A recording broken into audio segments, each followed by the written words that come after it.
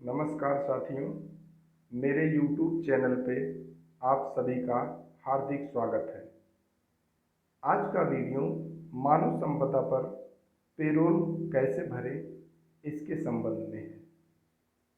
पहले हम प्रपत्र 9 ऑफलाइन भरते थे। अब हमें यह प्रपत्र ऑफलाइन ना भरकर मानव संपदा पोर्टल के जरिए ऑनलाइन भरना है। पेरोल भरने के लिए मानव संपदा पर अटेंडेंस विंडो हर महीने की 21 तारीख से 25 तारीख तक खुलती है। आइए पेरोल भरने की जानकारी प्राप्त करते हैं। सबसे पहले हम क्रोम ब्राउज़र खोलेंगे। क्रोम ब्राउज़र से आप सभी लोग परिचित हैं। मैंने पहले से ही खोल करके रखा है। यदि आप मोबाइल से कार्य कर रहे होंगे तो ऐसी दशा में सबसे पहले आपको अपना मोबाइल डेस्कटॉप मोड पर लाना है। इसके लिए दाहिनी तरफ ऊपर आप देख रहे होंगे 3 डॉटेड बने हुए हैं। ये 3 डॉटेड जो आप देख रहे हैं, इसे आपको टच करना है। टच करने के बाद ये आपको जो ऑप्शन खुल करके आएगा, उसे आपको नीचे की तरफ ले जाना है। वहाँ आप डेस्कटॉप साइट देखेंगे। इस डेस्कटॉप साइट को आप ओके कर देंगे तो आपका मोबाइल डेस्कटॉप मोड पर हो जाएगा। इसके बाद आप सर्च में जाकर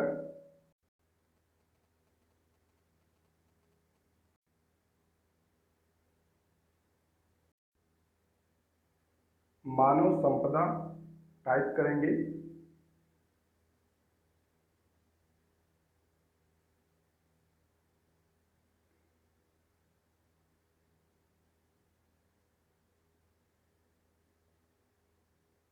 टाइप करके आप सर्च कर देंगे तो कुछ इस तरह से इंटरफेस खुलकर आएगा। इसमें जो पहला वाला आप देख रहे हैं ehrms.upsdc.gov.in,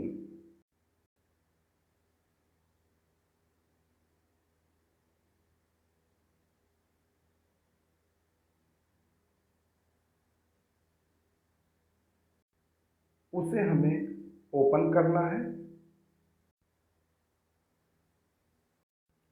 इसके बाद कुछ इस तरह से इंटरफेस खुलकर आएगा।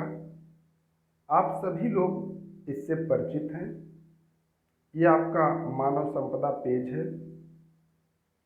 सबसे पहले आप अपना मानव संपदा लॉगिन करेंगे।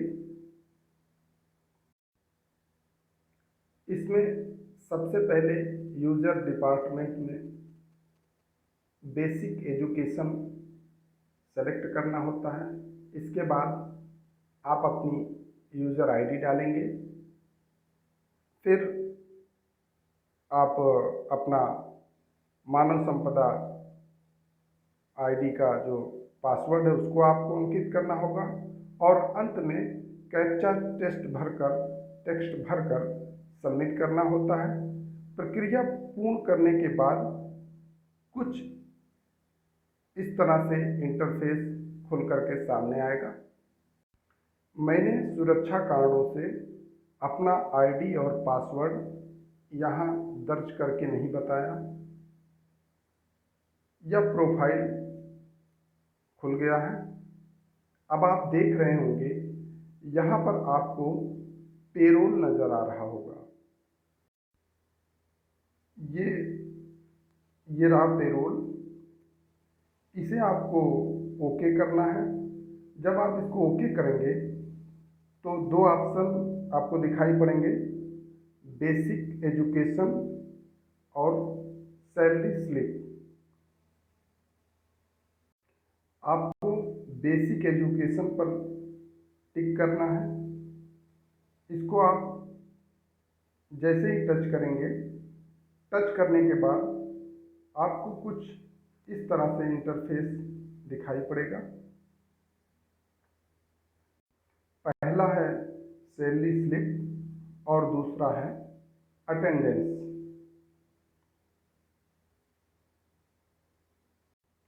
आपको अटेंडेंस को टच करना है।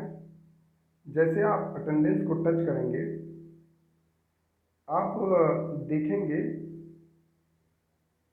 नया जो इंटरफेस आपके सामने खुल करके आया है, उसमें दो ऑप्शन नज़र आएंगे, फिल अटेंडेंस और लॉग अटेंडेंस डाटा। यहाँ पर आपको अधिक ध्यान देने की ज़रूरत है। यदि आपके स्कूल में किसी अध्यापक ने किसी प्रकार का अवकाश लिया है, ऐसी दशा में आप फिल अटेंडेंस को भरेंगे।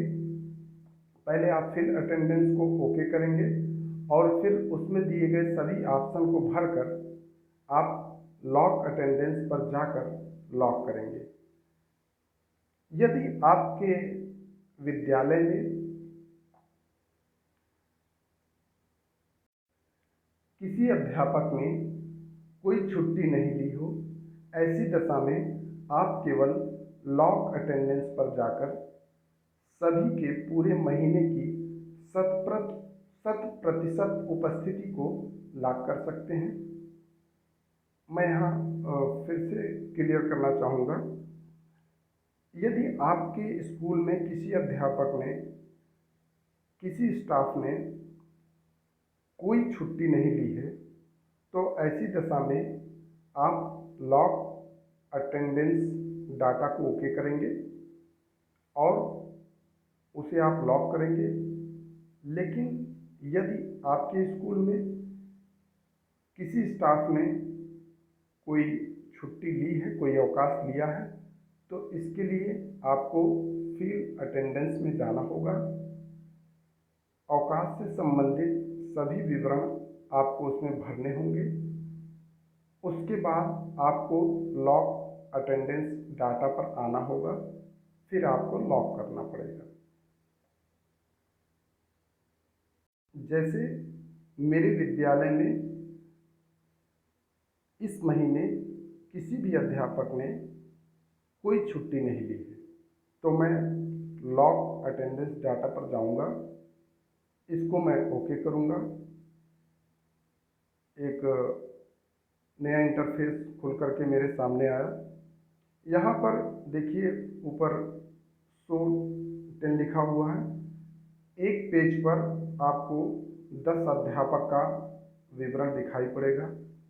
यदि आपके विद्यालय में अध्यापक की संख्या 10 से अधिक है, तो उनका विवरण दूसरे पेज पर भी दिखाई देगा।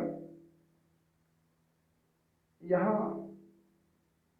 लॉग एम्प्लॉई अटेंडेंस को मैंने खोल रखा है और जो अंतिम में जो ऑप्शन दिख रहा है लीव रीजन, उसमें no leave, no leave, no leave, सभी के नाम के आगे नो लीव है और मेरे स्कूल में किसी ने भी कोई लीव नहीं लिया है। इसलिए मैं यहाँ नीचे जा कर के लॉक बटन को दबाऊंगा। लॉक बटन दबाने के बाद आर यू श्योर का ऑप्शन आएगा। जब मैं उसे ओके करूँगा तो उसके बाद सक्सेसफुली मेरा डाटा एंट्री हो जाएगा। अब आइए हम लोग, चूँकि मेरे यहाँ सभी लोगों ने कोई अवकाश नहीं लिया इस माह, तो मैं इसका प्रयोग करूँगा।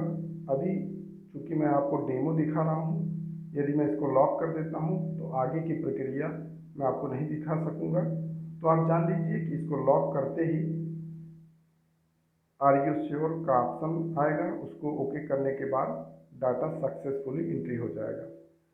अब आइए हम लोग दूसरी जो स्थिति है उस पर आते हैं, जिसमें ये कहा गया है कि यदि आपके स्कूल में किसी अध्यापक ने कोई लीव लिया हो तो कैसे उसको आपको भरना है। तो आप पहले फिल अटेंडेंस पर जाएंगे, इसको ओके करेंगे। इस तरह से पेज खुल करके आएगा। इसमें एक पेज में अधिकतम 10 लोगों का नाम दिखाएगा। यदि आपके स्टाफ में 10 से ज़्यादा लोग हैं तो विवरण 2 पेज में दिखेगा। इसमें सभी स्टाफ का विवरण होगा। आपको ऐड एंड एडिट अटेंडेंस पर जाना होगा। वहाँ पर जाकर के आप टिक करेंगे। टिक करने के बाद इस प्रकार का पेज खुल करके आएगा। इसमें छुट्टी से संबंधित दिनांक, अवकाश का प्रकार, अवकाश का रीजन, लीव का स्टेटस,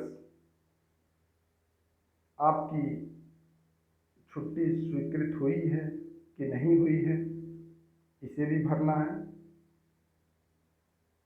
यदि आप किसी डेट पर एक दिन की छुट्टी ले रहे होंगे, ऐसी दशा में आपको लीव फ्रॉम और लीव टू में एक ही डेट भरना है।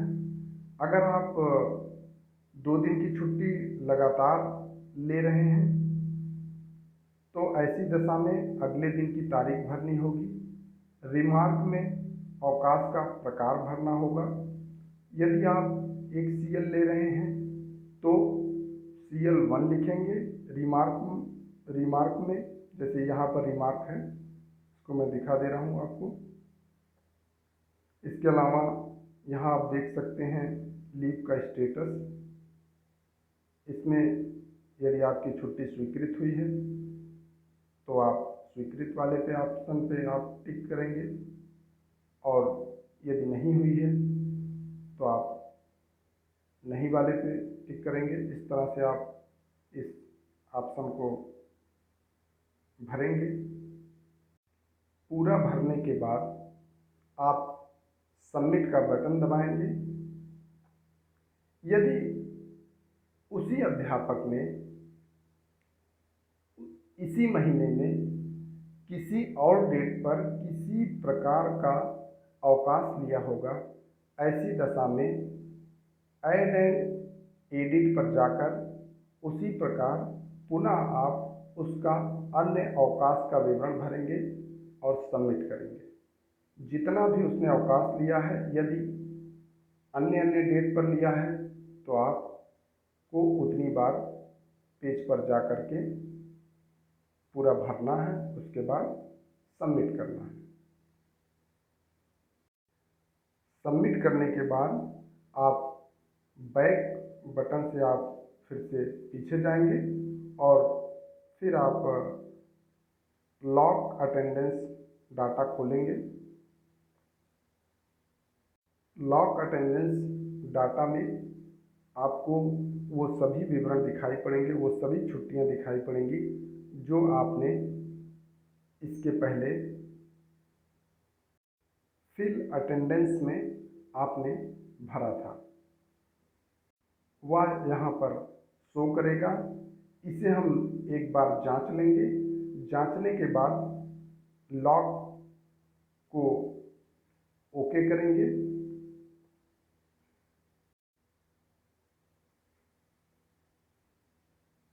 इसको हमको ओके करना है। ओके करने के बाद आर यू श्योर पूछेगा। जब आप उसको ओके करेंगे, आपका डाटा सक्सेसफुली दर्ज हो जाएगा। इसके बाद ऊपर दाहिनी तरफ प्रिंट का ऑप्शन आएगा। आप वहाँ से अपना ये प्रपत्र 9 या अटेंडेंस डाटा आप वहाँ से प्रिंट कर सकते हैं। प्रिंट करके मोहर लगाकर प्रधानाध्यापक का साइन कराकर आप उसको BRC पर जमा कर सकते हैं। इसके अलावा PDF बना करके भी आप व्हाट्सएप के जरिए BRC पर भेज सकते हैं। बहुत बहुत धन्यवाद।